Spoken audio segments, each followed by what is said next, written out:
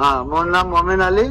মোর ঘোড়া আসিলে বগা, এতে পূজা পাঠ করে রঙা করে দিছে। ঘোড়াটো মোর হয়, এতে ৰঙাটো এয়া চাওক, এইটো কৰি দিছে ৰঙা। এতে ৰং চং কৰি পূজা পাঠ কৰি।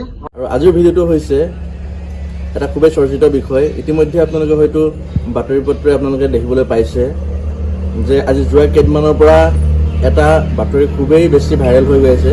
আৰু মানুহ আচলতে কোন দিশে লাভৱান হৈছে সেই বিষয়লৈ আজি মই ভিডিঅ'টো আপোনালোকৰ আগত প্ৰস্তুত কৰিছোঁ। আপোনালোকে ভিডিঅ'টো শেষলৈকে চাই যাব।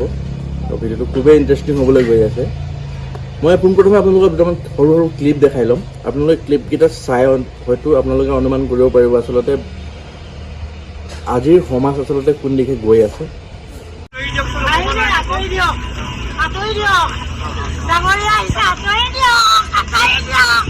আপোনালোকে মন কৰিব